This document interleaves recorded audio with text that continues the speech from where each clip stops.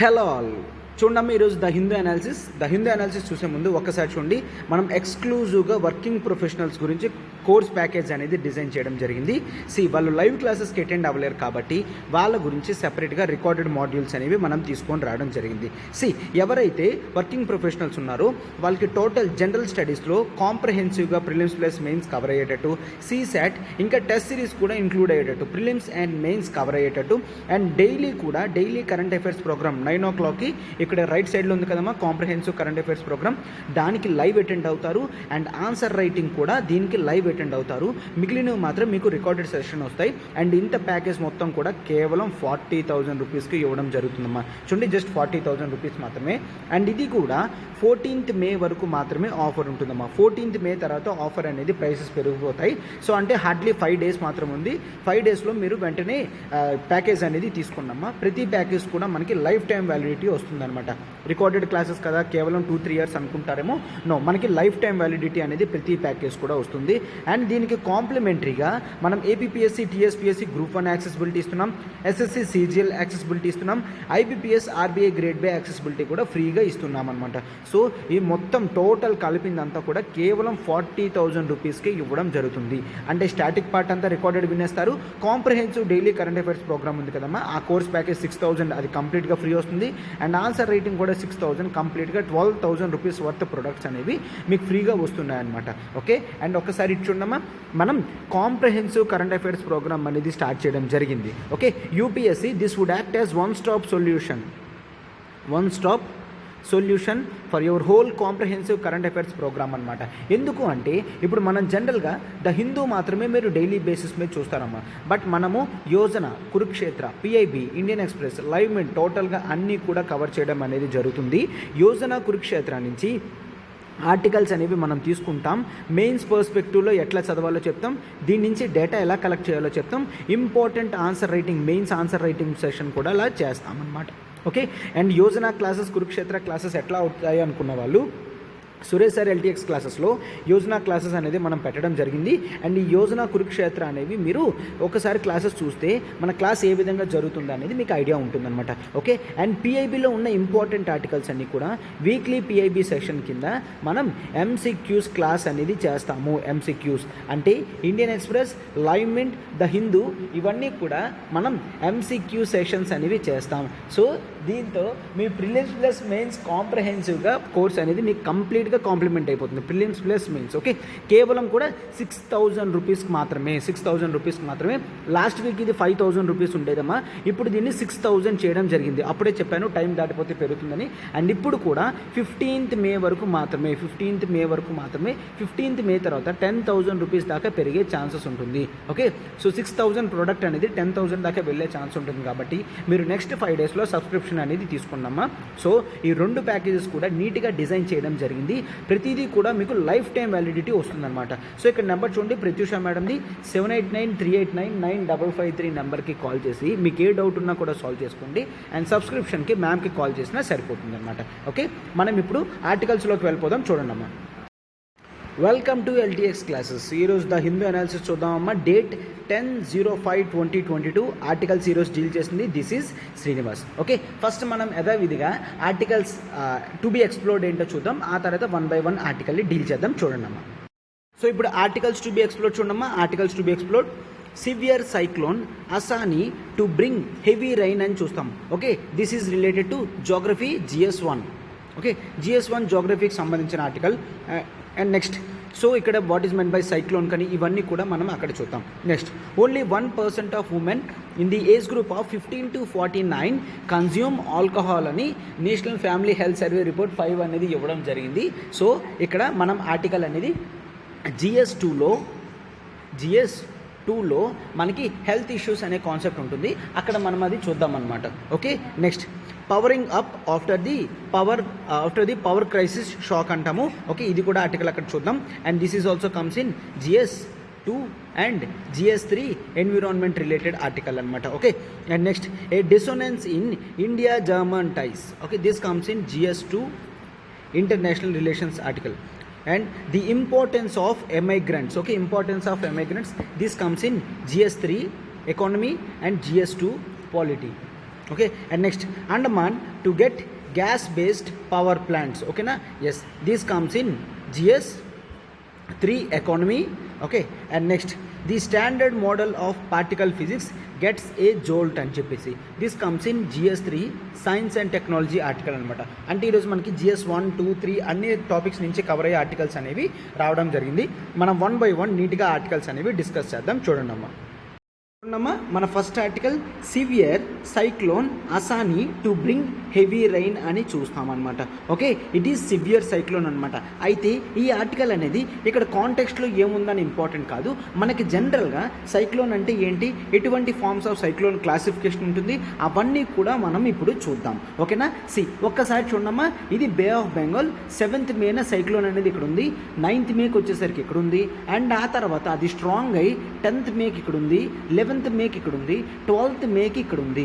అంటే ఇదేమవుతుంది, ఇది కర్వేచర్ అనేది చేంజ్ అవుతుంది. దీన్ని రీకర్వింగ్ అని అంటామన్నమాట. అంటే ఇక్కడ కర్వేచర్ అనేది ఇక్కడున్నా కూడా ఆ బ్లూ కలర్ మ్యాప్ చూసారు కదమ్మా, ఎంత దాకా ఉందో ఆ బ్లూ కలర్ది ఉన్నంత వరకు కూడా, ఫర్ ఎగ్జాంపుల్ ఇప్పుడు చూడండి నేను రెడ్తో చేస్తున్నాను కదా, అంతవరకు కూడా దాని ఇంపాక్ట్ అనేది ఉంటుంది. అయితే అది ఎప్పుడైతే ల్యాండ్ మీద పడుతుందో దాన్ని మనం ల్యాండ్ ఫాల్ అని అంటాము. ఓకేనా? సో ఫస్ట్ మనం సైక్లోన్స్ గురించి నేర్చుకుందాం. చూడండి అమ్మా. అండ్ ఈ కాంటెక్స్ట్ ఇదంతా కూడా మనకి అంటే ఇంపార్టెన్స్ ఏమీ కాదు. కేవలం మనం సైక్లోన్స్ ఇష్యూస్ గురించి చూస్తే అది GS 1 జాగ్రఫీ టాపిక్లో ఉందన్నమాట. Okay, GS 1 geography. Okay, fine. So ఇప్పుడు చూద్దాం. చూడండి అమ్మా. అయితే ఫస్ట్ సైక్లోన్స్ అంటే ఏంటో చూడండి. సైక్లోన్స్ అంటే rapid inward air circulation. Rapid inward air సర్క్యులేషన్ని మనం సైక్లోన్స్ అని అంటాము. ఓకే, ర్యాపిడ్ ఇన్వర్డ్ ఎయిర్ సర్క్యులేషన్ని మనం జనరల్గా సైక్లోన్ అంటాం. బట్ అరౌండ్ లో ప్రెషర్కి అంటాము. లో ప్రెషర్. ఓకే, ప్రెషర్ డిఫరెన్స్ అనేది ఉండాలి ఖచ్చితంగా. లో ప్రెషర్ అనేది సెంటర్లో ఉంటూ ఆ చుట్టూ కూడా ఎయిర్ అనేది అట్లా తిరుగుతుంటే దాన్ని మనం ఈ ఇన్వర్డ్ ఎయిర్ సర్క్యులేషన్ని సైక్లోన్ అని అంటాము. So air circulates in anti clockwise direction. ఇది చూడండి, ఇప్పుడు north hemisphere and south hemisphere, ఇది ఈక్వేటర్ 0 degrees అనుకోండి. నార్త్ సైడ్లో జనరల్గా సైక్లోన్స్ ఎప్పుడూ కూడా ఎట్లా తిరుగుతాయమ్మా, యాంటీ క్లాక్ వైజ్ డైరెక్షన్ తిరుగుతాయి. సౌత్లో ఎప్పుడూ కూడా క్లాక్ వైజ్ డైరెక్షన్లో తిరుగుతాయి. సౌత్లో ఎప్పుడు కూడా క్లాక్ వైజ్ డైరెక్షన్లో తిరుగుతాయి. నార్త్లో ఎప్పుడు కూడా యాంటీ క్లాక్ వైజ్ డైరెక్షన్లో తిరుగుతాయి. సో ఇవి వీటితో మనం ఏం చేస్తామంటే, sir what is anti clockwise direction? Clock జనరల్గా ఎట్లా తిరుగుతుందమ్మా, 12 నుంచి 1, 1 నుంచి 2 ఇట్లా తిరుగుతుంది కదా. So anti clockwise direction అంటే ఇది ఇట్లా ఆపోజిట్ వేలో తిరుగుతుంది. ఓకే, ఆపోజిట్ వేలో తిరుగుతుంది అనమాట. క్లాక్ వైజ్ డైరెక్షన్ అంటే మీకు ఆల్రెడీ తెలుసు, ఇట్లాగా అండ్ ఇట్లాగా తిరుగుతూ ఉంటుంది అనమాట. ఓకే, సో ఈ విధంగా ఇది తిరుగుతూ దాని మూమెంట్ అనేది ఇస్తుంది. ఇది ఇంపార్టెంట్ బిట్ అమ్మా. నార్త్లో యాంటీ క్లాక్ వైజ్ డైరెక్షన్, సౌత్లో క్లాక్ వైజ్ డైరెక్షన్ అనేది సైక్లోన్స్ తిరుగుతూ ఉంటాయి అని చూస్తామన్నమాట. అండ్ సైక్లోన్స్ వచ్చినప్పుడు అవి ఊరకనే రావు. దట్ బ్రింగ్స్ వైలెంట్ స్టార్మ్స్ని తీసుకొస్తాయి అండ్ బ్యాడ్ వెదర్ని కూడా తీసుకొస్తాయి. ఎందుకంటే this is the rapid inward movement కాబట్టి బ్యాడ్ వెదర్ కండిషన్ సిచ్యువేషన్స్ కూడా తీసుకొస్తుంది అనమాట. ఓకే, సో ఇక్కడ ఈ వర్డ్ సైక్లోన్ వర్డ్ అనేది గ్రీక్ వర్డ్ నుంచి తీసుకోవడం జరిగింది. That is nothing but snake coil అయినట్టు ఈ విధంగా ఇది కాయిల్ అవుతుంది కదా అని సైక్లోన్ అని పెట్టడం జరిగింది అని చెప్తున్నారు అనమాట. ఓకే, అయితే జనరల్గా క్లాసిఫికేషన్ ఆఫ్ సైక్లోన్స్ చూస్తే సైక్లోన్స్ని మనం ట్రాపికల్ సైక్లోన్స్ అని అంటాము అండ్ ఎక్స్ట్రా ట్రాపికల్ సైక్లోన్స్ అని అంటాము. సైక్లోన్స్ ఎక్కువగా ట్రాపికల్ సైక్లోన్స్లోనే వస్తాయి. ట్రాపికల్ రీజన్స్లోనే సైక్లోన్స్ వస్తాయి కాబట్టి ట్రాపికల్ సైక్లోన్స్ అని అంటాము. Tropical cyclones tropic of Capricorn నుంచి చూడండి. ట్రాపికల్ సైక్లోన్స్ గురించి మనం డీటెయిల్గా చూస్తాం. ఎక్స్ట్రా ట్రాపికల్ గురించి అవసరం లేదు. Okay, tropical cyclones extra tropical గురించి అవసరం లేదంటే ఇండియా దాని మీద లేదు కాబట్టి ఇండియాకి ఎఫెక్ట్ అయిన రీజన్స్ మాత్రమే మనం ఇన్ జనరల్గా ఎగ్జామ్ పాయింట్లో చూస్తామన్నమాట. ఓకే, ట్రాపికల్ సైక్లోన్స్ అంటే ఖచ్చితంగా అది tropic of Cancer to tropic of Capricorn. నార్త్లో ఉన్న ట్రాపిక్ ఆఫ్ క్యాన్సర్ నుంచి సౌత్లో ఉన్న ట్రాపిక్ ఆఫ్ క్యాప్రికార్న్, 33.5 degrees అంతవరకు కూడా మనం ఏం చూస్తాము, ట్రాపికల్ రీజన్ అంటాము. ఇక్కడ డెవలప్ అయిన సైక్లోన్స్ని ట్రాపికల్ సైక్లోన్స్ అని అంటాము. ఓకేనా, ఇది లార్జ్ వెదర్ స్కేల్ సిస్టమ్ వల్ల వస్తుంది అనమాట. ఓకే, అయితే ఇందులో జనరల్గా ఏం చూస్తామంటే మనకి ట్రాపికల్ సైక్లోన్స్లో వైలెంట్ స్టార్మ్స్ ఉంటాయి, కోస్టల్ ఏరియాస్ అన్నీ కూడా ఎక్కువగా ఎఫెక్ట్ అవుతాయి అని చూస్తామన్నమాట. హెవీ రెయిన్ఫాల్ ఉంటుంది. ఓకే, హెవీ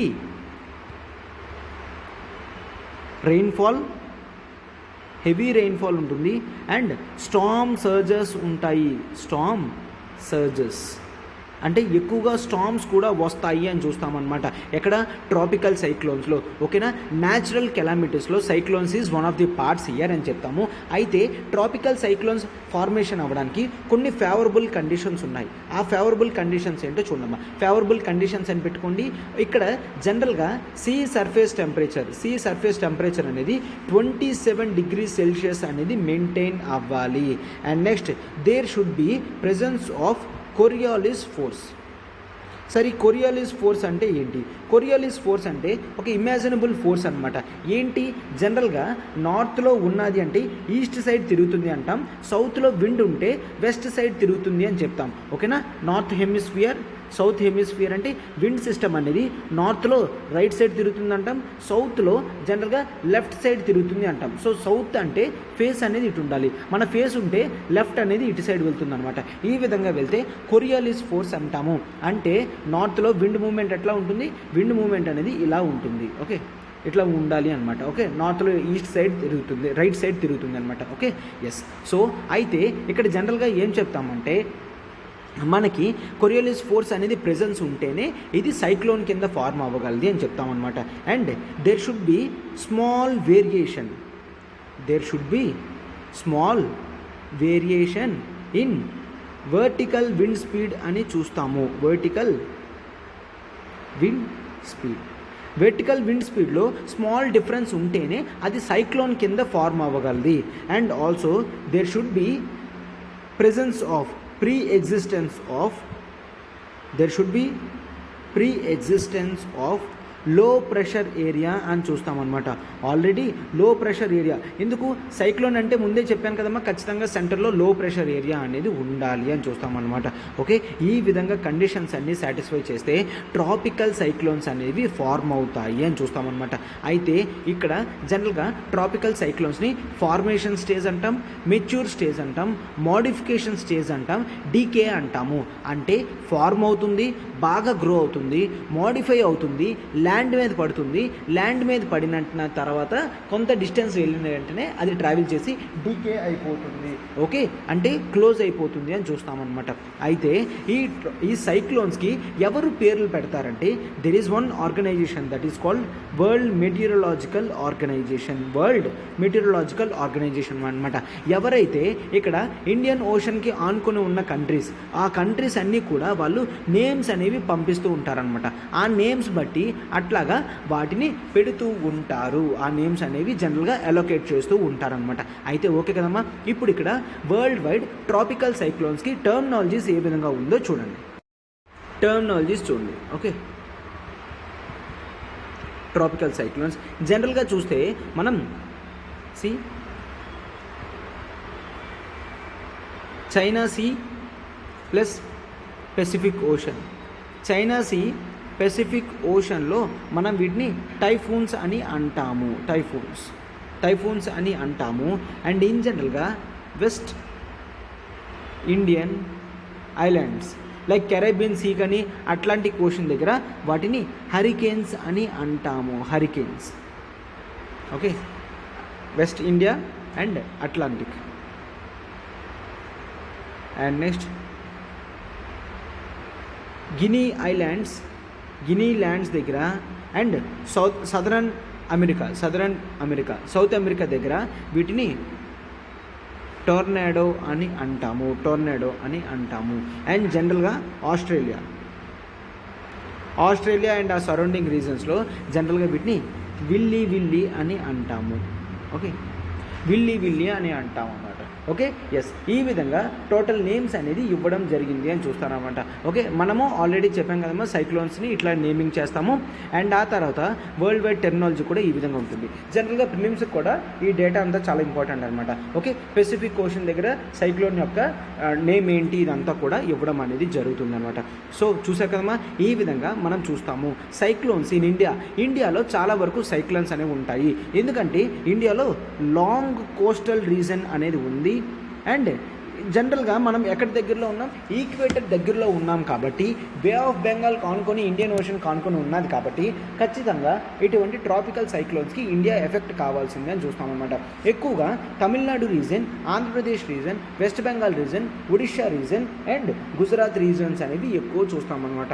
అంటే ఈస్ట్ కోస్ట్లోని వెస్ట్ కోస్ట్లోని ఉన్న స్టేట్స్ మీద ఎక్కువ ఛాలెంజెస్ అనేవి పడతాయి అని జనరల్గా చూస్తామన్నమాట.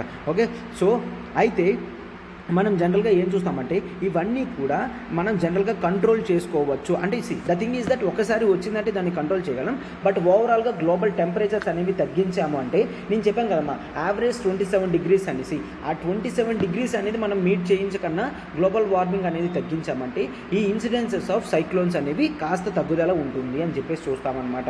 ఓకే, ఎస్, ఈ విధంగా చేసుకుంటే మనకి అంటే నీట్గా ఇబ్బంది లేకుండా ఉంటుంది అని కూడా జనరల్గా చూస్తాం. సో చూసాం కదమ్మా ఓవరాల్ ఆర్టికల్ అంతా కూడా మనకి ప్రిలిమ్స్ పాయింట్ ఆఫ్ వ్యూలో జాగ్రఫీ ఇంపార్టెంట్ టర్మ్స్ అన్ని కూడా టచ్ చేస్తూ క్లియర్గా ఆర్టికల్ మొత్తం కూడా కవర్ చేయడం జరిగింది. ఓకే, ఆ ఆర్టికల్లో ఇంకేం లేదు, అది మాత్రమే ఉంది. ఇప్పుడు మనం మన నెక్స్ట్ ఆర్టికల్కి వెళ్తున్నాం, చూడండి అమ్మా.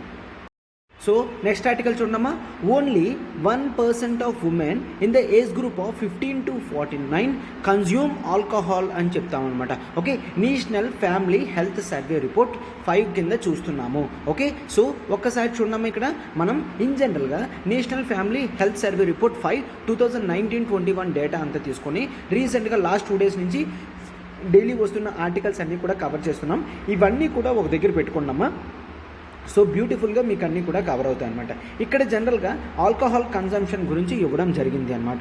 ఒక్కసారి చూడండి, టాప్ 5 స్టేట్స్ ఏంటి అంటే ఎక్కువ ఉమెన్ ఎక్కడ కన్జ్యూమ్ చేస్తున్నారంటే అరుణాచల్ ప్రదేశ్, సిక్కిం, అస్సాం, తెలంగాణ, గోవాలో ఎక్కువ మంది కన్జ్యూమ్ చేస్తున్నారు. అండ్ బాటమ్ 5 ఉత్తరప్రదేశ్, బీహార్, గుజరాత్, లక్షద్వీప్, తమిళనాడు అని చూస్తాం. ఓకే, ఇక్కడ జనరల్గా మెన్ ఎక్కువ తాగుతున్నారంటే 5%. టాప్ 5 ఎవరున్నారంటే గోవా, అరుణాచల్ ప్రదేశ్, తెలంగాణ, మణిపూర్, అండమాన్ అండ్ నికోబార్ చూస్తాము. And bottom 5 Lakshadweep, Gujarat, Jammu Kashmir, Rajasthan, UP చూస్తాము. అయితే ఇక్కడ జనరల్గా national family health survey report ప్రకారం జనరల్గా 22% ఆఫ్ మెన్ అనేవాళ్ళు మొత్తం ఓవరాల్గా ఆల్కహాల్ కన్జ్యూమ్ చేస్తున్నారు.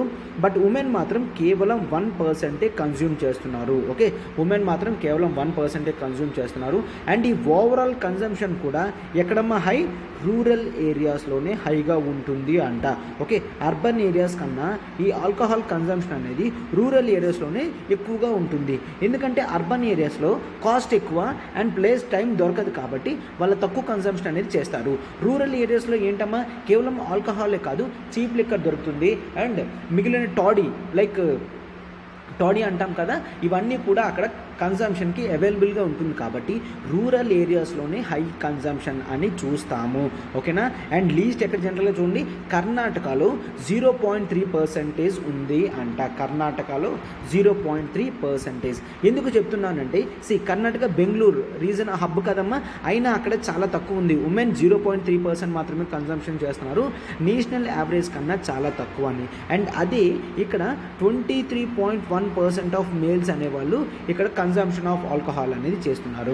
ఓకే, అండ్ ఇన్ జనరల్గా మీకు ఒక షాకింగ్ రావచ్చు, ఏంటి సార్ అరుణాచల్ ప్రదేశ్లో హయ్యెస్ట్ ఉమెన్ తాగుతున్నారా అనేసి. ఎస్, అరుణాచల్ ప్రదేశ్లో అట్లీస్ట్ 18% ఆఫ్ ఉమెన్ అనేవాళ్ళు ఆల్కహాల్ని 15 to 49 ఇయర్స్లో కన్జంప్షన్ అనేది స్టార్ట్ చేశారని చూస్తాం.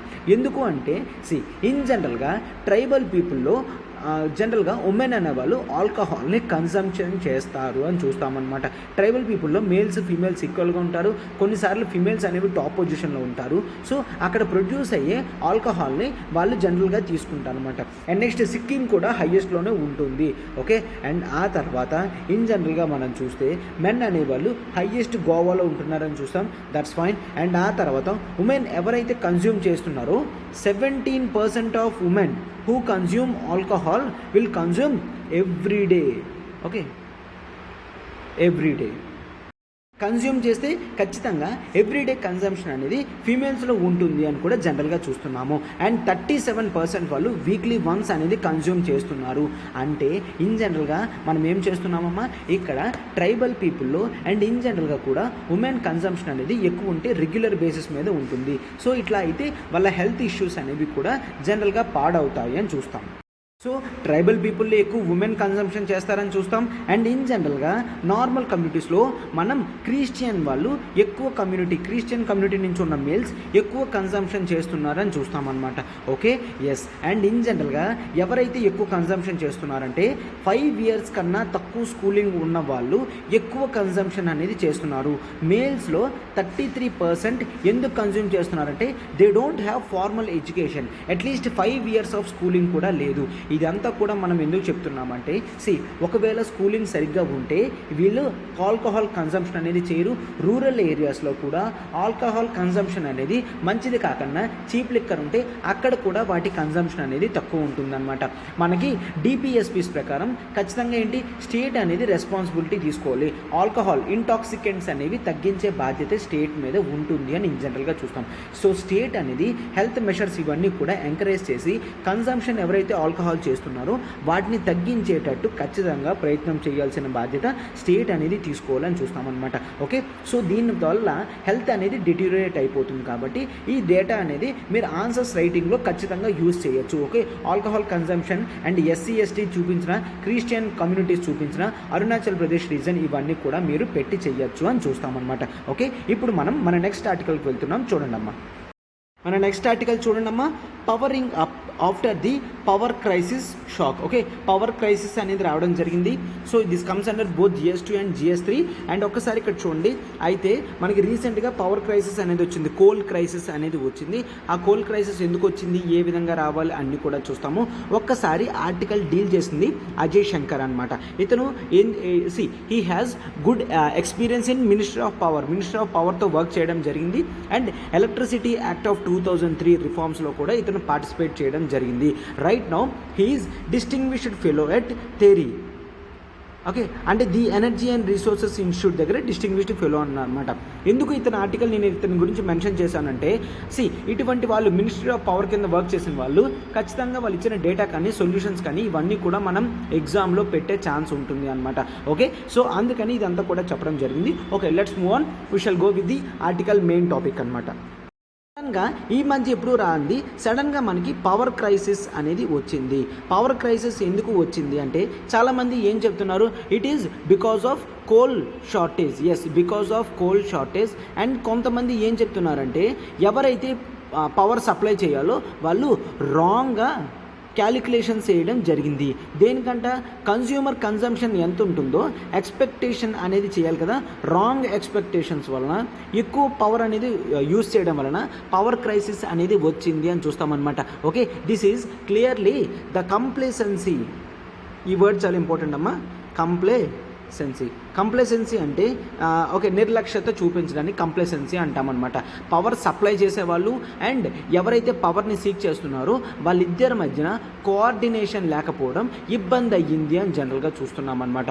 ఓకే, ఈ విధంగా చెప్పడం జరిగింది. అండ్ నెక్స్ట్ జనరల్గా COVID-2 సిచ్యువేషన్స్ టైంలో కూడా ప్రజలందరూ కూడా జనరల్గా హౌసెస్లో ఉండేవారు.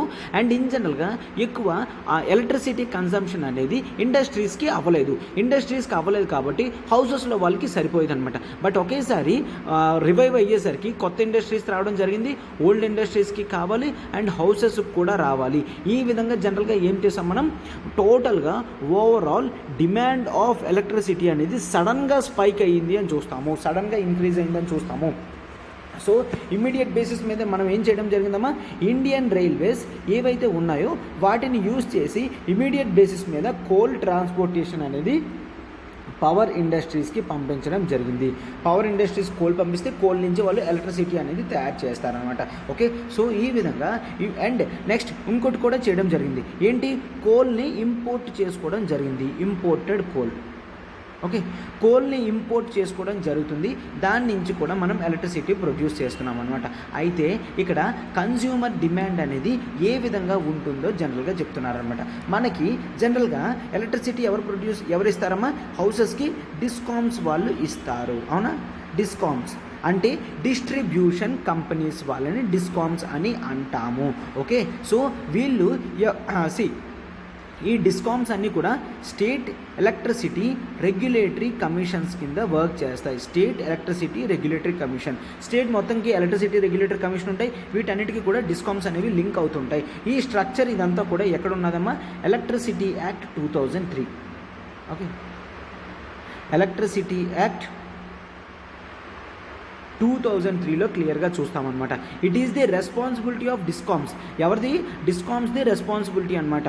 కన్స్యూమర్కి quality electricity and round the clock electricity ఇచ్చే బాధ్యత డిస్కామ్స్ది అని చెప్తారనమాట. Okay, discoms in a way are related to or answerable to SCRC, state electricity regulatory commission. And ఈ స్ట్రక్చర్ అంతా కూడా ఎలక్ట్రిసిటీ యాక్ట్ 2003లో ఉంది అని చూస్తాము. ఓకే, ఇన్ జనరల్గా వాళ్ళు ఏం చెప్పడం జరిగింది అంటే ప్రజల యొక్క ఇన్కమ్స్ అనేవి పెరిగాయి.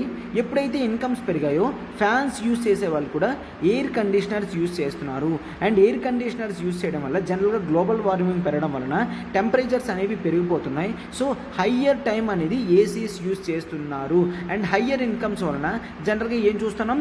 ఇంట్లో ఎలక్ట్రిసిటీ అప్లయన్సెస్ కూడా పెరిగిపోతున్నాయి. సో దీంతో జనరల్గా ఏంటి? బోత్ హాట్ టైమ్స్లో అండ్ బోత్ కోల్డ్ టైమ్స్లో కూడా ఎలక్ట్రిసిటీ కన్జంప్షన్ అనేది పీక్ అవుతుంది. సార్ హాట్ టైంలో ఎయిర్ కండిషనర్, ఈవెన్ కోల్డ్ టైంలో కూడా చాలామంది ఎయిర్ కండిషనర్స్ పెట్టుకొని ఎయిర్ని మేనేజ్ చేస్తారనమాట. అంటే 26 degrees ఉండాలా, 27 degrees ఉంటే కాస్త వెచ్చగా ఉంటుందన్నమాట. ఓకే, సో ఈ విధంగా జరుగుతుంది అని మనం చూస్తాం. అయితే ఇవి ఇష్యూస్ ఏవి కూడా రాకుండా మనం రిలయబుల్ సప్లై సైడ్ ఎట్లా వెళ్ళగలము? ఓకేనా, రిలయబుల్ సప్లై సైడ్. ఎందుకు? కోల్ అనేది సప్లై చేస్తే ఖచ్చితంగా ఇక్కడ పవర్ ప్లాంట్స్ ఏవైతే ఉన్నాయో అవి పవర్ని ప్రొడ్యూస్ చేస్తాయి, అవునా కదా? సో అందుకని అట్లా చెప్పడం జరిగింది. ఓకేనా, రిలయబుల్ సప్లైకి వెళ్ళాలంటే డిస్కామ్స్ ఏవైతే ఉన్నాయో అవి ఖచ్చితంగా ఎగ్జాక్ట్ ప్రొజెక్షన్స్ అనేవి వేయాలి. అంటే నియర్ ప్రొజెక్షన్స్ అనేవి వేస్తే అప్పుడు క్లియర్గా అర్థమవుతుంది అనమాట. ఓకే, డిమాండ్ అంతా కూడా ఎంత ఉంటుంది ఏంటి అనేది. ఓకేనా, అండ్ వాళ్ళు షార్ట్ టైంలో ప్రొజెక్షన్స్ వేయాలి అండ్ మీడియం టర్మ్ ప్రొజెక్షన్స్ కూడా వేయాలి. మీడియం టర్మ్ ప్రొజెక్షన్స్ కూడా మనకి వెయ్యాలి అని చూస్తామన్నమాట. అండ్ ఈ సెంట్రల్ రెగ్యులేటరీ ఇదంతా కూడా కంట్రోల్ చేయడానికి there should be central regulatory process. ఏంటి? ఈ డిస్కామ్స్ అనేవి కరెక్ట్గానే ప్రొజెక్షన్స్ వేస్తున్నాయా, డిమాండ్ అనేవి కనిపెడుతున్నాయా, షార్ట్ టర్మ్లోని మీడియం టర్మ్లోని డిమాండ్ అనేది కనిపెడుతుందా, ఇవంతా కూడా చూసుకోవడానికి there should be central regulatory commission అని కూడా అడగడం జరిగింది అనమాట. Okay, reliable supply of coal అనేది మనకి అన్యాంటిసిపేటెడ్ టైమ్స్లో చాలా అవసరము. యాంటిసిపేటెడ్ టైమ్స్ అంటే కనుక్కుంటాం, అన్యాంటిసిపేటెడ్ టైమ్స్ అంటే అసలు అనుకోని సిచ్యువేషన్స్లో రావడం అనమాట. ఓకే, సో ఈ విధంగా వస్తే ఇబ్బంది అవుతుంది కదమ్మా స్టేట్కి. అండ్ ఎలక్ట్రిసిటీ ఆధారపడి ఇండస్ట్రీస్ అనేవి ఇబ్బంది పడుతుంది అండ్ అగ్రికల్చర్ సెక్టర్ కూడా ఇబ్బంది పడుతుంది అని చూస్తాం. అగ్రికల్చర్ సెక్టర్లో నువ్వు ఖచ్చితంగా క్వాలిటీ ఎలక్ట్రిసిటీ అనేది సప్లై చేస్తేనే వాళ్ళు మెషిన్స్తో జనరల్గా వాటర్ పంపింగ్ కానీ ఇవన్నీ కూడా యూజ్ చేస్తారు అని చూస్తామన్నమాట. ఓకే, ఎలక్ట్రిసిటీ అనేది యూసేజ్ వల్ల చాలా ఇండస్ట్రీస్ కానీ అండ్ అగ్రికల్చర్ కానీ ఎఫెక్ట్ అవుతుందని చూస్తున్నాము. ఓకేనా, ఎస్. అయితే ఇక్కడ జనరల్గా ఏం చేస్తాము అనుకుంటున్నామంటే జనరల్గా ఎవరైతే కోల్ ఇండియా మొత్తం కూడా highest nearly 67% to 70% of electricity production అంతా కూడా కోల్ ఇండియా నుంచే అవుతుందన్నమాట. ఓకే, కోల్ ఇండియాకి అమౌంట్ లేదా ఇంపోర్ట్స్ తెప్పించుకోవడానికి అంటే కావాల్సినంత అమౌంట్స్ ఉంది. అండ్ ఈవెన్ వాళ్ళు కావాలంటే రీసెర్చ్ అండ్ డెవలప్మెంట్ కూడా అమౌంట్ అనేది పెట్టగలరు. సో ఆ అన్ట్యాప్డ్ పొటెన్షియల్ అంతా కూడా ట్యాప్ చేయాలి అని చెప్తున్నాము అనమాట. ఓకే, సో ఈ విధంగా టోటల్ ఓవరాల్గా ఉంటుంది అని చూస్తాము. అండ్ నెక్స్ట్, హౌసెస్కి మనం స్మార్ట్ మీటర్స్ పెట్టాము అంటే హౌసెస్కి స్మార్ట్ మీటర్స్ అనేవి పెట్టామంటే వాళ్ళ కన్జంప్షన్ ప్యాటర్న్ తెలుస్తుంది. అండ్ నెక్స్ట్ మనం ఎప్పుడు కూడా పీక్ డిమాండ్స్ ఉన్నప్పుడు హై ప్రైసెస్ పెడితే, పీక్ డిమాండ్ ఉన్నప్పుడు హై ప్రైసెస్ అని పెడితే ఖచ్చితంగా వీళ్ళందరూ అఫోర్డబుల్ పర్సన్స్ మాత్రమే కాబట్టి వీళ్ళు ఖచ్చితంగా అఫోర్డ్ చేయగలరు.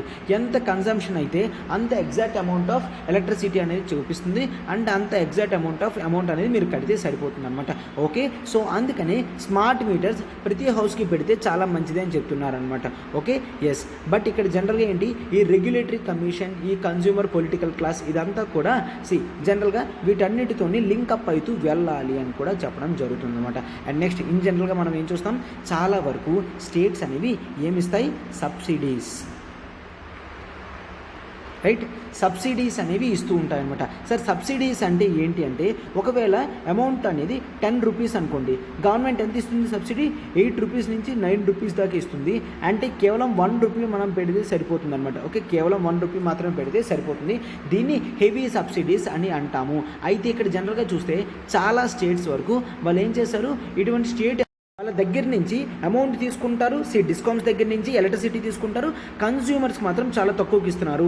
అంటే ఫర్ ఎగ్జాంపుల్ ఇప్పుడు కొన్ని స్టేట్స్ చూసుకుంటే ఫ్రీ ఎలక్ట్రిసిటీ సప్లై అనేది ఇవ్వడం జరుగుతుంది ఫర్ అగ్రికల్చర్ సెక్టర్, అది ఓకే. అండ్ స్టేట్స్ కూడా కొంతవరకు అంటే ఒక 100 యూనిట్స్ కాలిస్తే 200 యూనిట్స్ కాలిస్తే ఆ అమౌంట్స్ అనేవి మీరు కట్టవసరం లేదు, మేము కడతాము అని కూడా క్లియర్గా చెప్పడం అనేది జరుగుతుంది అనమాట.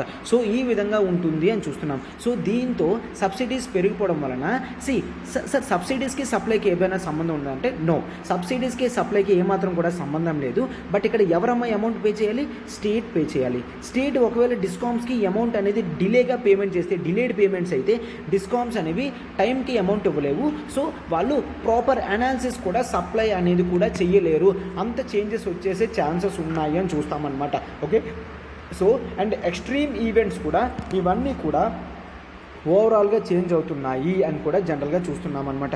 ఓకే, అయితే కొన్ని సొల్యూషన్స్ ఏంటో ఒకసారి ఆర్టికల్లో అయితే చెప్పడం జరిగింది, చూడండి అమ్మా. ఈ షార్ట్ క్రైసిస్ కానీ లేదంటే సడన్ పీక్స్ డిమాండ్స్ మనం తట్టుకోవడానికి కొన్ని సొల్యూషన్స్ అనేవి ప్రొవైడ్ చేయడం జరిగింది, అవి చూడండి అమ్మా. మనం జనరల్గా ఏంటి, we have to shift our self that at least 15 to 20 gigawatt, 15 to 20 gigawatt అనేది గ్యాస్ బేస్డ్ పవర్ ప్లాంట్స్ అనేవి తీసుకొని రావాలి. సో అప్పుడు ఎప్పుడైనా కూడా ఒకవేళ కోల్తో ఇబ్బంది వస్తే ఖచ్చితంగా ఇటువంటిది 15 to 20 గిగావాట్స్ అనేది ఉంచుకుంటే చాలా మంచిది. అండ్ ఈ గ్యాస్ కూడా మన దగ్గర లేదు, ఎస్ ఆఫ్ కోర్స్ మనం లిక్విఫైడ్ న్యాచురల్ గ్యాస్ అనేది ఇంపోర్ట్ చేసుకుంటాం. సో బట్ ఇక్కడ మనకి పవర్ అనేది రెడీగా అవైలబిలిటీ ఉంటుంది అని చూస్తామన్నమాట. అండ్ ఇన్ జనరల్గా కూడా అట్లీస్ట్ ఒక 6 to 8 gigawatt of electricity production అనేది ఎక్కడి నుంచి, yes of course thermal power plants నుంచి. బట్ ఇక్కడ కోల్ అనేది ఖచ్చితంగా ఇంపోర్టెడ్ కోలే. ఓకే, ఖచ్చితంగా ఇంపోర్టెడ్ కోల్ ఉంటే అంటే ఈ రెగ్యులర్ బేసిస్ ఉంటుంది. సో సడన్గా ఒకవేళ డొమెస్టిక్ లెవెల్లో ఇబ్బంది వచ్చినా కూడా వాళ్ళు మినిమైజ్ చేసి దాన్ని అడ్జస్ట్ చేసే ఛాన్సెస్ ఉంటాయి. సో అందుకని ఈ ఆప్షన్స్ ఈ విధంగా పెట్టుకోవడం అనేది మంచిది అని చెప్తామన్నమాట. ఓకే, అండ్ ఎలక్ట్రిసిటీ పర్చేస్ చేయడం కానీ ఏ విధంగా పర్చేస్ చేయాలి, లాంగ్ టర్మ్ అగ్రిమెంట్స్ చేసుకోవాలా, షార్ట్ టర్మ్ అగ్రిమెంట్స్ చేసుకోవాలా, పవర్ కట్స్ అనేవి ఏ విధంగా ఉండాలి, ఇవన్నీ కూడా స్టేట్ ఎలక్ట్రిసిటీ రెగ్యులేటరీ కమిషన్ అనేవి చూసుకోవాలి.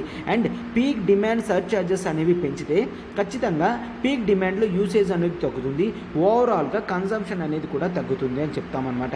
అండ్ ఇన్ జనరల్గా ఓవరాల్గా చూస్తే మనము రిలయబిలిటీ అనేది పెంచాలి. అంటే డిస్కామ్స్ చూసి ఎస్ ఇండస్ట్రీస్ వస్తున్నాయి అన్న దీంట్లో మనం చూడాలి అనమాట. డిస్కామ్స్ ప్రాపర్ ఎలక్ట్రిసిటీ అనేది ఇస్తుంది అండ్ దాంతో ఇండస్ట్రీస్ అనేవి వస్తున్నాయి అని చూస్తాము.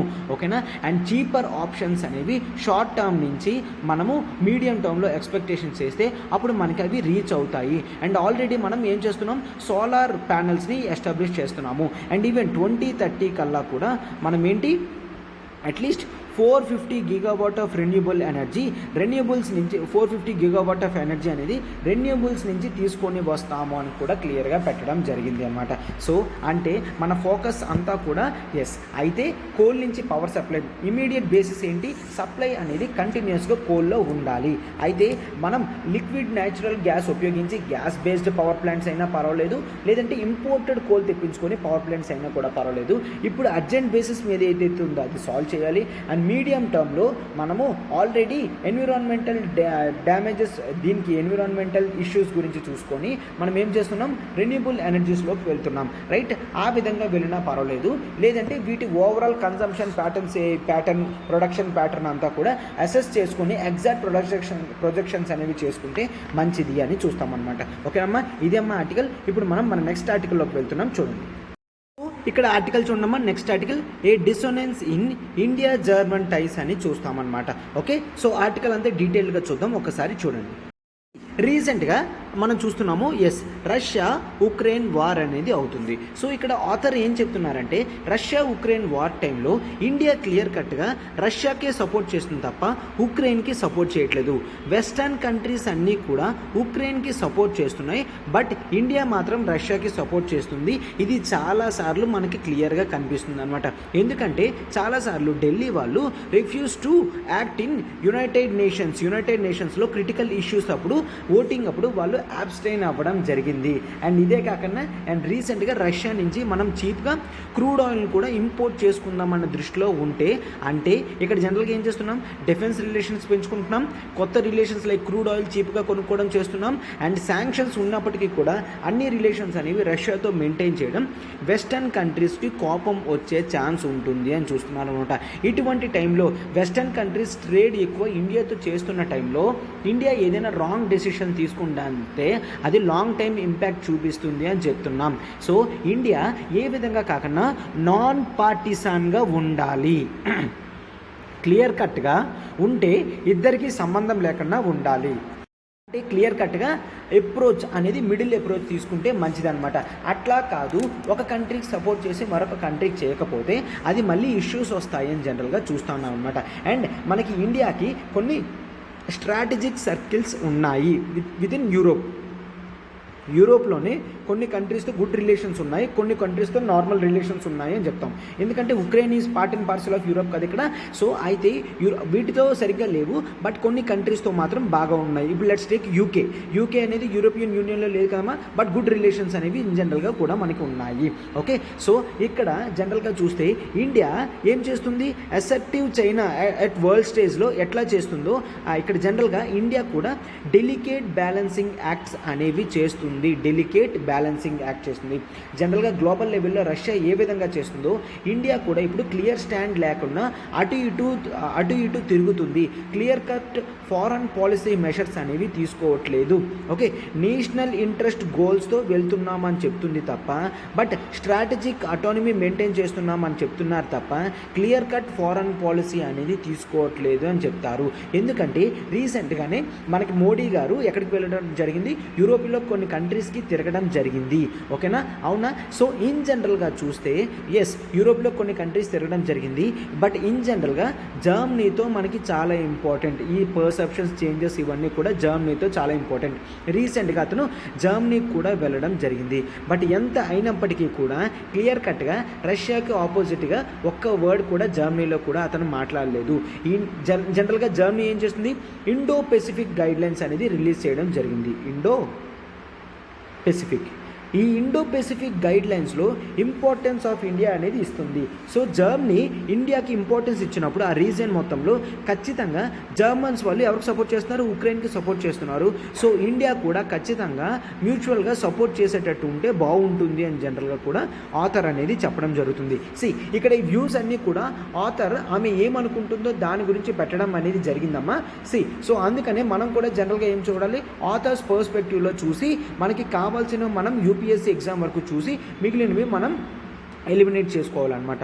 ఓకే, అయితే ఇక్కడ ఇన్ జనరల్గా కూడా ఏం చూస్తాము అంటే న్యూఢిల్లీ అనేది గవర్నమెంట్ ఆఫ్ ఇండియా అనేది ఆర్ ఇండియా అనేది డెమోక్రటిక్ కంట్రీస్లోనే largest country, right. So democratic values అనేవి అప్హోల్డ్ అయ్యేటట్టు ఖచ్చితంగా చూడాల్సిన బాధ్యత ఇండియాకు కూడా ఉంటుంది. అండ్ ఇన్ జనరల్గా చూస్తే ఇండియా ఏం చేస్తుందమ్మా, కేవలం డెమోక్రటిక్ కంట్రీస్తోనే మాట్లాడుతుంది అని చెప్పడం జరిగింది. బట్ రీసెంట్గా చూస్తే ఆఫ్ఘనిస్తాన్ ఇష్యూ చూస్తే తాలిబాన్స్తో ఏ విధంగా మాట్లాడుతున్నాం, మనం బ్యాక్ ఛానల్ డిప్లొమసీ అనేది చేస్తున్నాం, రైట్. సో క్లియర్ కట్గా వాళ్ళతో ఎలా ఉంటామో చెప్పనప్పటికీ కూడా బ్యాక్ ఛానల్ డిప్లొమసీ చేస్తున్నాం. అండ్ ఈవెన్ మియాన్మార్ తీసుకుంటే అక్కడ మిలిటరీ జుంటా గవర్నమెంట్ ఉంది. అయితే రిలేషన్స్ క్యాన్సిల్ చేసామా? నో, రిలేషన్స్ అనేవి క్యాన్సిల్ చేయకన్నా ప్రాగ్మాటిక్ అప్రోచ్ అనేది తీసుకోవడం జరిగింది. ప్రాగ్మాటిక్ అప్రోచ్ అంటే నేషనల్ ఇంట్రెస్ట్ని మైండ్లో పెట్టుకొని సమయానికి అనుగుణంగా అడుగులేస్తే దాన్ని ప్రాగ్మాటిక్ అప్రోచ్ అని అంటాము. ఓకేనా. ఈ టైంలో మియాన్మార్తో తగులు పెట్టుకుంటే మియాన్మార్కి మనకి బార్డర్స్ ఉన్నాయి కాబట్టి మళ్ళీ చాలా ఇంటర్నల్ సెక్యూరిటీ ఇష్యూస్ వస్తాయి కాబట్టి మనము మియాన్మార్తో ఎటువంటి ఇష్యూస్ కూడా పెట్టుకోవట్లేదు. సో అదేవిధంగా ఇప్పుడు కూడా జనరల్గా ఏం చేస్తున్నాము, మనము ఒక కంట్రీ క్లియర్గా సపోర్ట్ చేస్తూ ప్రాగ్మాటిక్ అప్రోచ్ తీసుకోవట్లేదు. మనం కేవలం ఒక కంట్రీకి మాత్రమే సపోర్ట్ చేస్తున్నాం, వెస్టర్న్ కంట్రీస్ వైపు కనీసం చెప్పింది కూడా ఆలోచించట్లేదు అని ఈమె చెప్పడం జరుగుతుందన్నమాట. సో అయితే ఇమ్మీడియట్ బేసిస్ మీద ఈ ఇండియా ఏం చేయాలి, యూరోపియన్ కంట్రీస్తో రిలేషన్స్ అనేవి పెంచుకోవాలి. యూరోప్ చెప్పినట్టు చేయాల్సిన అవసరం లేదు, బట్ యూరోప్ చెప్పింది కూడా ఆలోచించాలి. ఎవరిది తప్పో ఎవరిది రాంగో క్లియర్గా చూపించుకొని చేస్తూ ఉండాలి అని కూడా జనరల్గా చెప్పడం జరిగిందనమాట. అండ్ రీసెంట్గా India Germany inter governmental consultation కూడా జరుగుతుంది. ఓకేనా. సో ఈ బయాన్యువల్ ఫార్మేట్ అనేది చాలా క్రిటికల్ ఇంపార్టెంట్. ఇండియా ఖచ్చితంగా తన లాంగ్ స్టాండింగ్ కమర్షియల్ టైస్ ఏవైతే ఉన్నాయో జర్మనీతో వాటిని ఇంపార్టెంట్గా పెంచుకోవాలి అని చూస్తుందన్నమాట. ఓకే. ఎస్. అయితే ఇక్కడ ఎకనామిక్స్ గురించి, టెక్నాలజీ గురించి, క్లైమేట్ చేంజ్ గురించి, వీటన్నిటి గురించి ఇష్యూస్ అనేవి రావడం జరిగింది. ఓకేనా. అండ్ స్ట్రాటజిక్ ఇష్యూస్ లైక్ ఇప్పుడు జర్మనీ ఇండో పెసిఫిక్ స్ట్రాటజీ తీసుకున్నప్పుడు ఇప్పుడు ఇండియా ఈ రష్యా ఉక్రెయిన్ గురించి ఎటువంటి స్ట్రాటజీ కూడా డిస్కస్ చేయలేదు. సో ఆ ఇష్యూస్ అనేవి ఉండిపోయాయి అని జనరల్గా చూస్తామన్నమాట.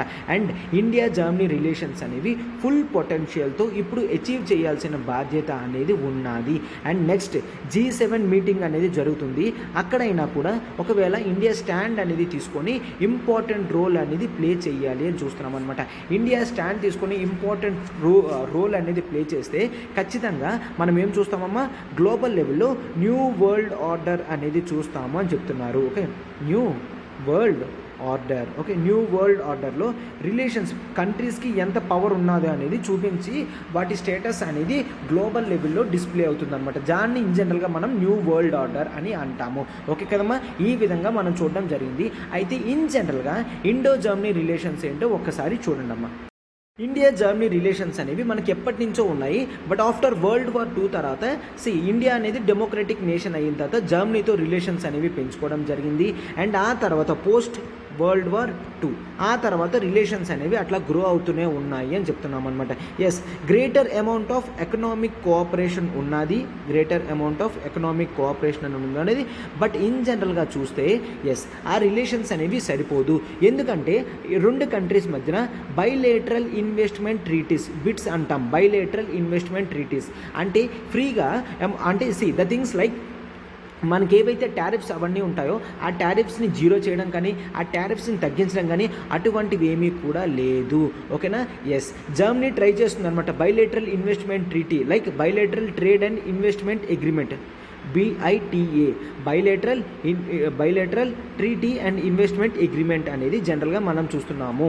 బట్ ఇప్పటికీ కూడా అది ఫుల్ ఫ్లెజ్డ్గా కంప్లీట్ అవ్వలేదు అని చూస్తున్నాము అనమాట. బట్ జర్మనీకి ఇంపార్టెంట్ గోల్ ఏంటి అంటే strategic reason like Indo Pacific reason అంటే చాలా important. Indo Pacific reason.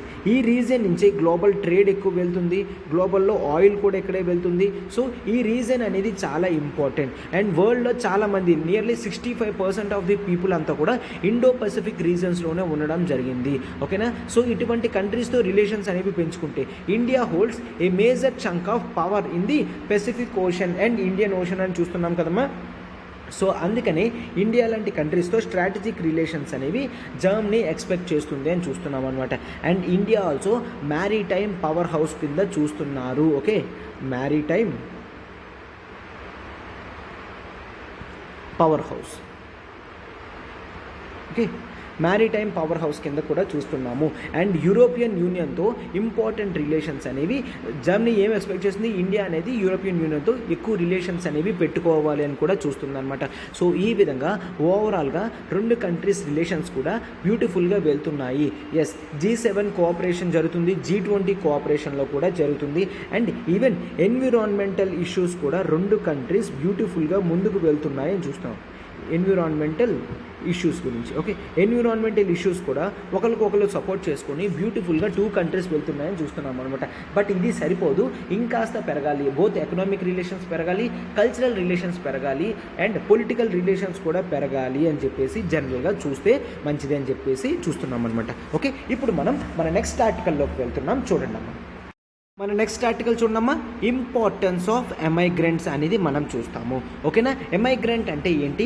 India నుంచి వేరే కంట్రీకి వలస వెళ్ళిన వ్యక్తిని ఎమైగ్రెంట్ అని అంటాము. ఎస్, ఇన్ జనరల్గా మనం ఏంటి, ఇండియన్ ఆరిజిన్ పీపుల్ యుఎస్ఏలో పెద్ద పెద్ద కంట్రీస్లో చీఫ్ ఎగ్జిక్యూటివ్ ఆఫీసర్స్ కింద చేస్తున్నారు అని అంటాం. Yes, India is a talent pool అంటాం, that is fine. And India నుంచి చాలామంది సెమీ స్కిల్డ్ వర్కర్స్ కూడా వేరే కంట్రీస్కి వెళ్ళి వర్క్ చేస్తున్నారు. వాళ్ళ టాలెంట్ కూడా అంత తక్కువేమీ కాదు, వాళ్ళ కంట్రిబ్యూషన్ టువర్డ్స్ ఇండియా కూడా తక్కువేమీ కాదు అనేసి జనరల్గా చూస్తామన్నమాట. అండ్ ఇన్ జనరల్గా ministry of external affairs report release చేసిన ప్రకారం 13.4 మిలియన్ ఎన్ఆర్ఐస్ అనేవాళ్ళు వరల్డ్ మొత్తం కూడా ఉన్నారు.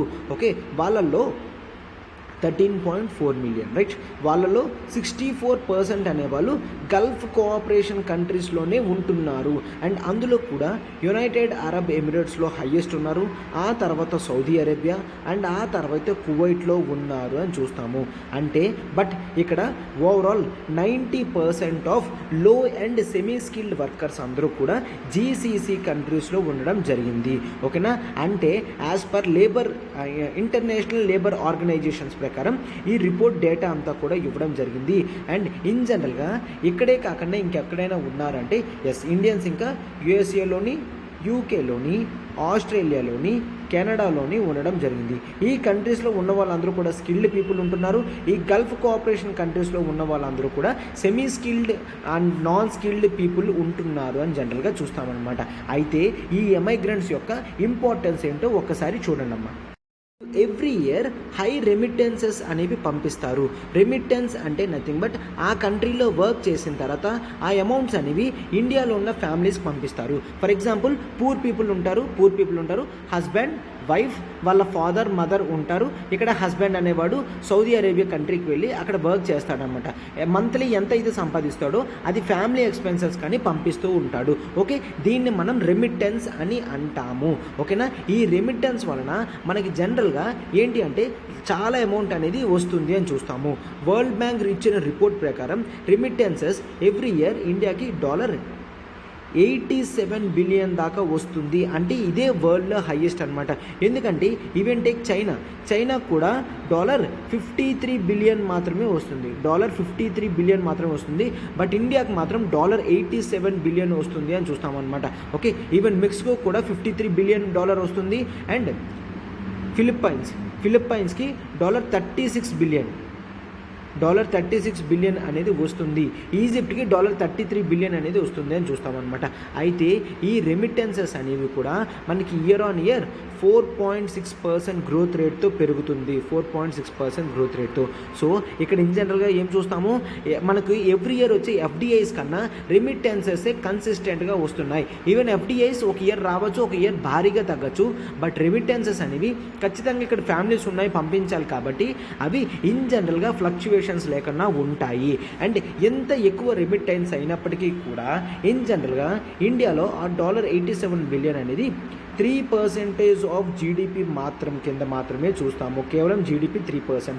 అదే నేపాల్లో చూడండి, నేపాల్ వాళ్ళ రెమిటెన్సెస్ అనేది వాళ్ళ 24.8% ఆఫ్ అమౌంట్ అంతా కూడా జీడిపి అంతా కూడా రెమిటెన్స్తోనే ఉంటుంది అని చూస్తామన్నమాట. ఓకే, సో అయితే ఇన్ జనరల్గా ఇక్కడ ఇంకేం చూస్తామంటే ఈ కంట్రీస్ జనరల్గా ఏంటి, tourism based countries or remittance based countries ఏమైతే రెమిటెన్సెస్ క్లోజ్ అయితే వాళ్ళు పూర్తిగా క్లోజ్ అయ్యే ఛాన్స్ ఉంటుందన్నమాట. బట్ ఇక్కడ ఏంటి, this is a win win situation. మన కంట్రీ నుంచి అక్కడ కంట్రీకి వెళ్తున్నారు, వాళ్ళ నేషన్ బిల్డింగ్లో హెల్ప్ చేస్తున్నారు, వాళ్ళ అమౌంట్ సంపాదిస్తున్నారు, అక్కడి నుంచి ఇక్కడికి వస్తుంది. అంటే 2 కంట్రీస్ కూడా విన్ విన్ సిచ్యువేషన్ అనేది చూస్తుంది అనమాట. బోత్ డెస్టినేషన్ అండ్ సోర్స్ కంట్రీకి ఎఫెక్ట్ అవుతుంది. లేబర్ మైగ్రేషన్ అనేది చాలా జాగ్రత్తగా క్లియర్గా జరుగుతుందని చెప్తాం అనమాట. హ్యూమన్ క్యాపిటల్ని క్లియర్గా డైవర్సిఫైడ్ పోర్ట్ఫోలియోలో ఇన్వెస్ట్ చేయాలి అని చెప్పేసి చెప్తున్నారనమాట. ఏంటి, హ్యూమన్ క్యాపిటల్.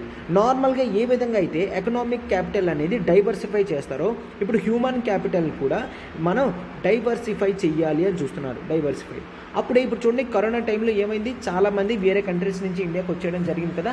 అట్లా కాకుండా డైవర్సిఫై చేస్తే వాళ్ళ స్కిల్ అమౌంట్ అనేది పెరుగుతుంది. వాళ్ళ స్కిల్ లేబర్ పెరిగితే వాళ్ళకి ఆపర్చునిటీస్ అనేవి ఎక్కువ వస్తాయి. సో మళ్ళీ వాళ్ళు బ్యాక్కి రావాల్సిన అవసరం అనేది ఉండదు. ఓకేనా. అండ్ ఒక్కసారి చూడమ్మా, ఇన్ జనరల్గా ఏమైంది, ఫర్ ఎగ్జాంపుల్ అంటే ఎవరైనా ఇమిగ్రెంట్స్ ఉంటే యూస్ఫుల్ ఏంటి అంటే 2015లో మనకి నేపాల్లో ఎర్త్క్వేక్స్ అనేది రావడం జరిగింది.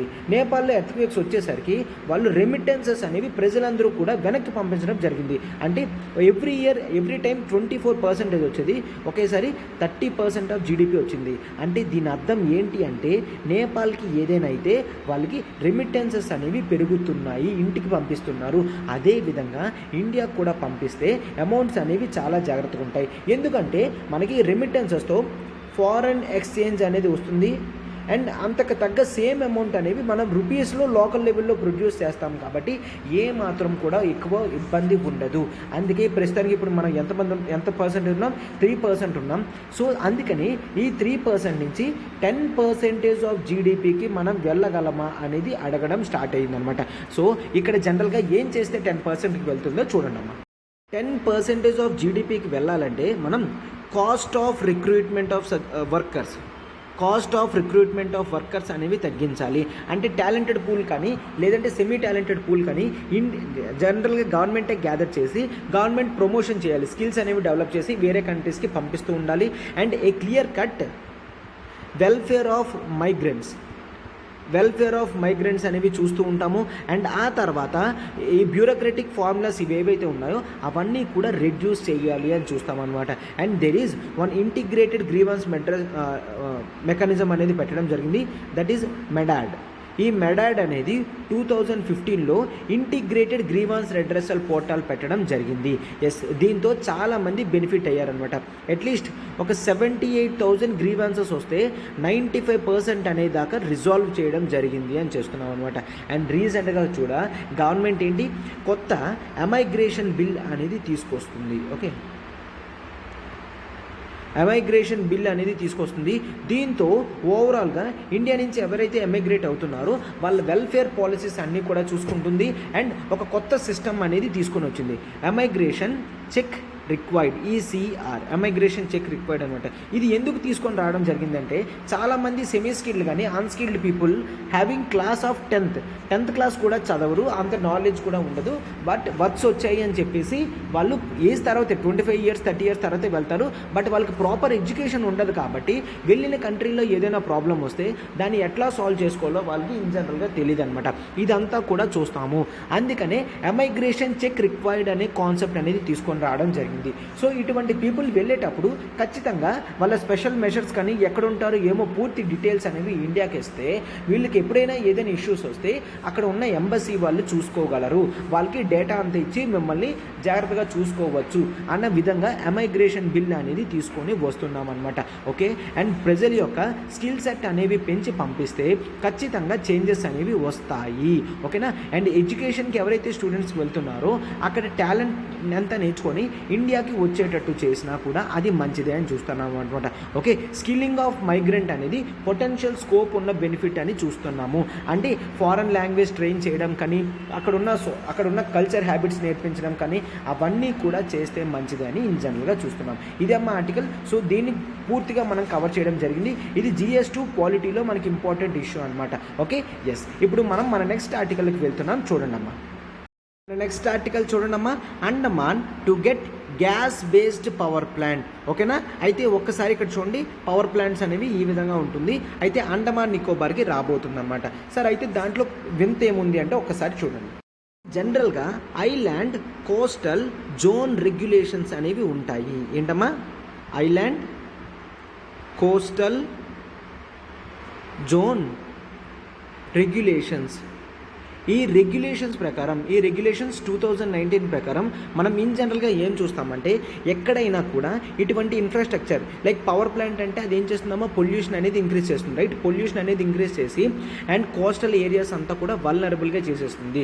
ఇట్లాంటివి ఏదైనా వస్తే ఖచ్చితంగా అటువంటి ప్రాజెక్ట్ అనేది యాక్సెప్ట్ చేయరు. అదే అండమాన్ నికోబార్ తీసుకోండి, అదొక ఐలాండ్ కదమ్మా. ఏదైనా అయితే టోటల్ ఐలాండ్లో ఉన్న మొత్తం అన్నిటికీ కూడా ఇబ్బంది వస్తుంది. సో అందుకని ఎటువంటి కన్స్ట్రక్షన్ కూడా ఒప్పుకోరు. బట్ రీసెంట్గా యూనియన్ ఎన్విరాన్మెంట్ మినిస్టర్ వాళ్ళు ఎగ్జామ్షన్ అనేది అండమాన్ నికోబార్కి ఇవ్వడం జరిగింది. దేనికి?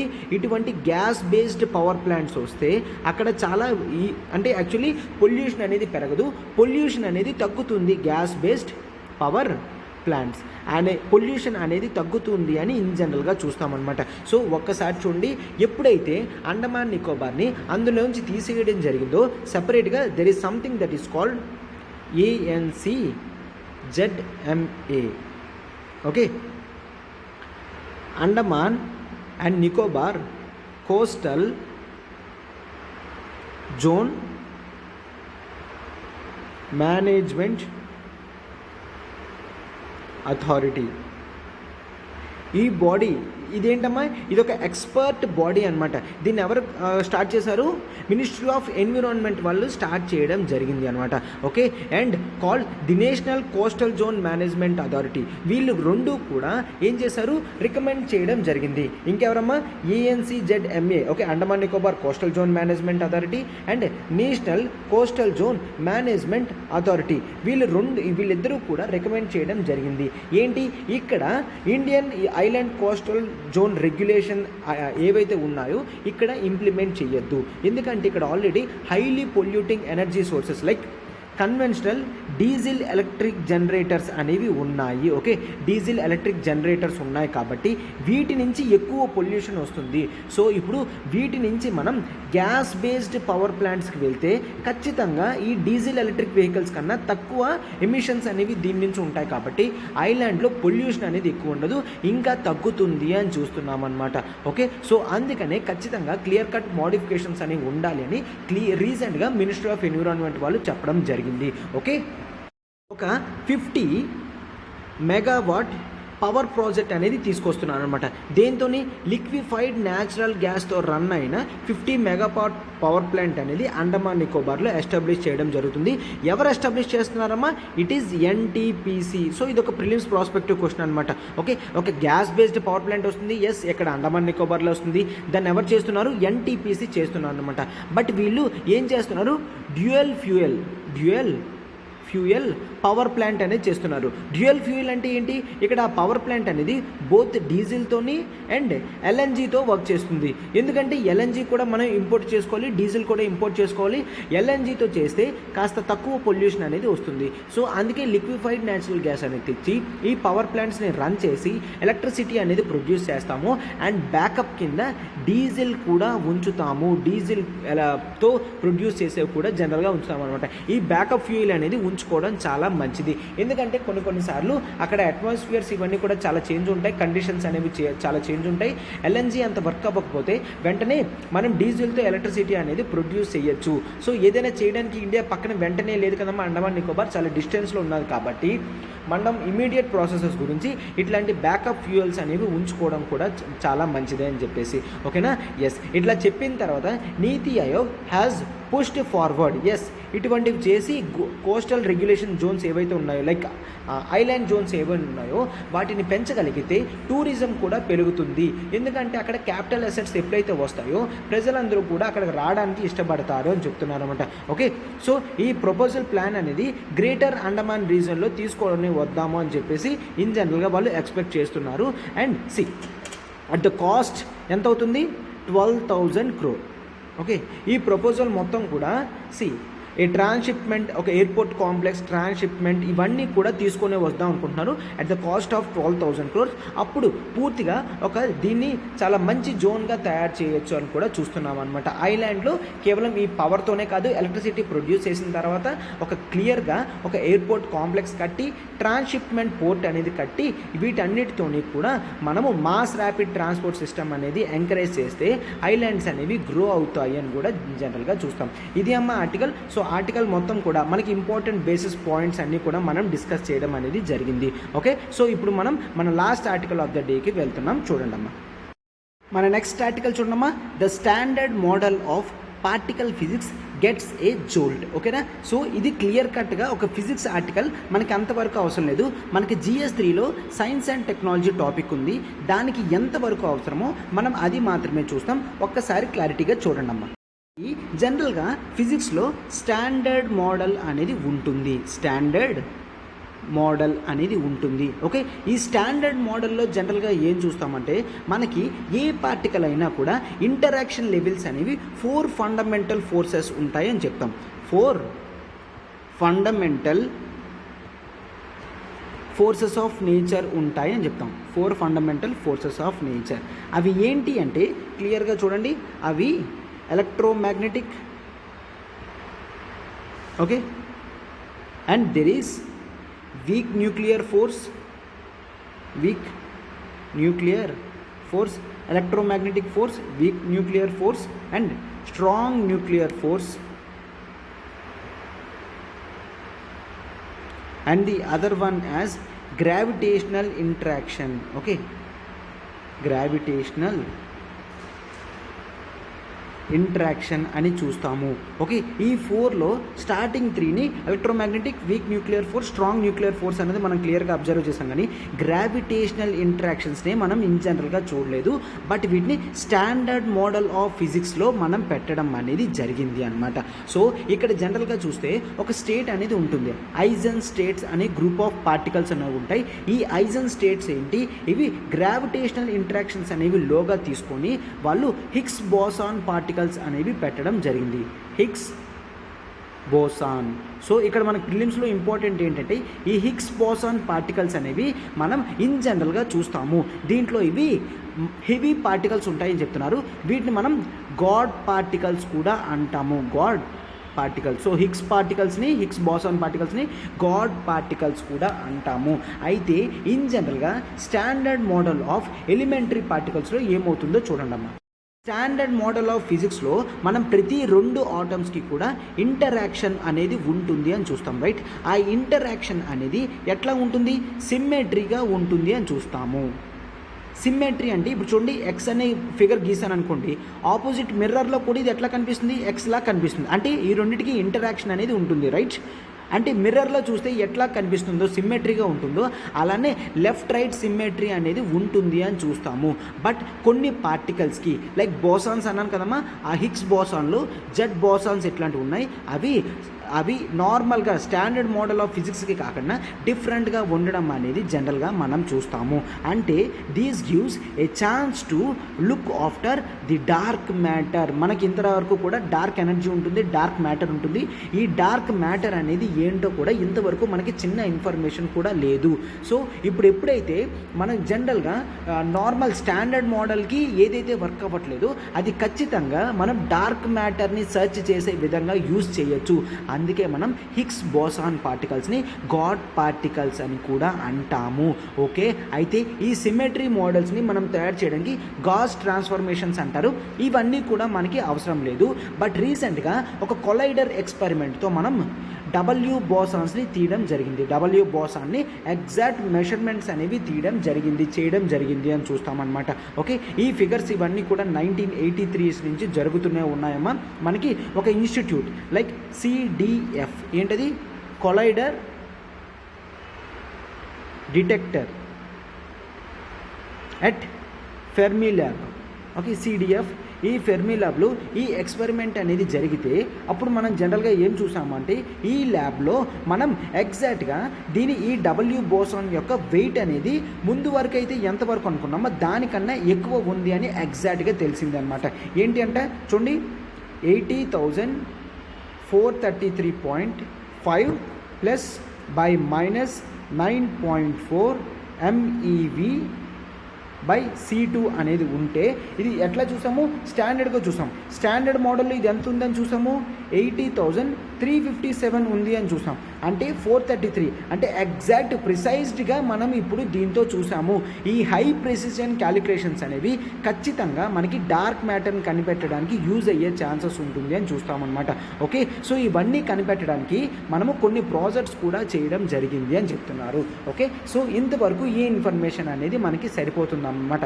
ఓకే, ఈ డార్క్ మ్యాటర్ని ఇప్పుడు ఒకవేళ క్వశ్చన్ వచ్చింది అనుకోండి, Z bosons are helpful for evolving or trying to find out dark matter అని అన్నాము అంటే ఎస్ దట్ ఈస్ ట్రూ అని మనం పెట్టాలి. ఓకే, సో ఈ విధంగా మనం ఆర్టికల్స్ అన్నీ కూడా నీట్గా కవర్ చేయడం జరిగిందమ్మా. మన ప్రతి ఆర్టికల్ వెనకాతన కూడా చాలా హార్డ్ వర్క్ అనేది ఉంటుంది. అండ్ యూపీఎస్సీకి ఎంతవరకు అవసరమో మనం ఒక్క పార్టికల్ కూడా వదలకుండా ప్రతిదీ కూడా కవర్ చేస్తామమ్మా.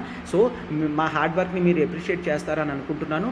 లైక్ బటన్ని హిట్ చేయండి, ఫెలో ఆస్పిరెంట్స్ని షేర్ చేయండి, అండ్ కామెంట్ బాక్స్లో క్లాసెస్ ఎట్లా ఉన్నాయో కూడా కామెంట్ చేయండి అమ్మా. అండ్ ఎస్, అండ్ ఇప్పుడు వరకు నేను క్వశ్చన్స్ అనేవి ఏవి ఇవ్వలేదు కాబట్టి ఒకసారి చూడండి. And do type power crisis గురించి చూసాం కదమ్మా. ఆ పవర్ క్రైసిస్ నుంచి మనం లాంగ్ టర్మ్లో ఏ విధంగా బయటకు రావాలనేది ఒక 2-3 సజెషన్స్ అనేవి కింద కామెంట్ బాక్స్లో పెట్టండి అమ్మా. ఒక 2-3 సజెషన్స్ అనేవి పెట్టండి. అండ్ క్లాసెస్ ఏ విధంగా ఉన్నాయో కూడా మీరు కామెంట్ చేస్తే మాకు మరింత రిజర్వేషన్ అనేది ఇస్తుంది అమ్మా. ఓకేనా, మనకి చూడండి అమ్మా, ఎల్టీఎక్స్ క్లాసెస్ నుంచి బ్యూటిఫుల్గా ఒక కొత్త కోర్స్ అనేది తీసుకొని రావడం జరిగింది. That is degree plus IAS అనేది విశాఖపట్నంలో మనం స్టార్ట్ చేస్తున్నాము. అండ్ అది కూడా చాలా అఫోర్డబుల్ ఫీజ్, మార్కెట్లో ఉన్నదానికన్నా 60% అమౌంట్తో మనం కోట్ చేస్తున్నాం. కేవలం 80,000 రూపీస్కి. ఈ 80,000తో మీ డిగ్రీ ఫీజు కూడా కలిసిపోతుంది అండ్ ఐఏఎస్ ఫీజు కూడా వస్తుంది. అంటే ఫర్ ఎగ్జాంపుల్ డిగ్రీకి మీకు 20-30,000 దాకా అయినా, అయితే ఐఏఎస్కి కేవలం 50,000 రూపీస్ మాత్రమే మనం ఛార్జ్ చేస్తూ డెడికేటెడ్ క్లాసెస్ అనేవి స్టార్ట్ చేస్తున్నాము. డెడికేటెడ్ బ్యాచ్ అనమాట. మనకి క్లియర్ కట్ కోర్స్ ప్యాకేజ్ అంతా కూడా ఉంది. అండ్ మీకు ఏ డీటెయిల్ కన్నా కూడా ఇక్కడ నెంబర్ చూడమ్మా, 7893899553 మ్యామ్కి కాల్ చేయండి. సురేష్ సార్ గైడెన్స్లో విశాఖపట్నంలో మనం పెడుతున్నాము. మీకు ఎటువంటి ప్రాబ్లం కూడా ఉండదమ్మా. సురేష్ సార్ డైరెక్ట్గా క్లాసెస్ అనేవి మీకు డీల్ చేసుకుంటారు. మొత్తం ఓవరాల్గా కాంప్రహెన్సివ్గా సార్ చూసుకుంటారనమాట. అండ్ ఈ 80,000 కూడా మీరు మంత్లీ ఈఎంఐ 10,000 కడుతూ 8 మంత్స్లో క్లియర్ చేయొచ్చు. అండ్ నెక్స్ట్ మరొక డబల్ ధమాకా ఆఫర్ ఏంటి అంటే, మీరు మీ ఛాన్సెస్ ఆఫ్ ప్రిపరేషన్ పెంచుకోవడానికి డిగ్రీ ఫస్ట్ ఇయర్ నుంచి క్లాసెస్ మనం స్టార్ట్ చేస్తాం. ఆల్ ఎన్సీఆర్టీ కవర్ చేస్తాం, నోట్స్ అనేది ఇస్తాం, కరెంట్ అఫైర్స్ అన్నీ కూడా ప్రొవైడ్ చేయడం జరుగుతుంది. అండ్ ఆ తర్వాత డిగ్రీ మీరు రిలీవ్ అవుట్ అయిన తర్వాత ఫ్రీగా మన ఎల్టీఎక్స్ ఫుల్ యూపీఎస్సీ కోర్సెస్కి మీరు ఫ్రీగా అప్గ్రేడ్ అవ్వచ్చు. అంటే యూపీఎస్సీ ఇన్ఫినిటీ ఫీజు అమ్మంతమా ఆఫ్లైన్ అనేది 80,000 కదా, ఆ 80,000కి మీకు ఫ్రీగా ఛాన్సెస్ అనేది ఇవ్వడం జరుగుతుంది. అండ్ ఆప్షనల్ ఫీజు కూడా మీకు కంప్లీట్గా కాంప్లిమెంట్ కింద ఇవ్వడం జరుగుతుంది అనమాట. సో ఇక్కడ మీకు చాలా ఆఫర్స్ అనేవి ఎర్లీగా స్టార్ట్ అవుతున్నాయి కాబట్టి మీకు ఫీజుతో సంబంధం లేకుండా పూర్తిగా ఫ్రీగా మొత్తం కూడా ఇవ్వడం అనేది జరుగుతుందన్నమాట. సో వెంటనే జాయిన్ అవ్వండి. ఈ నెంబర్కి కాల్ చేయండి అమ్మా. ఫర్దర్ డీటెయిల్స్ ఏ డీటెయిల్స్ కన్నా కూడా క్లారిటీగా ఈ నెంబర్కి కాల్ చేస్తే మీకు సరిపోతుందన్నమాట. Okay, yes, thank you.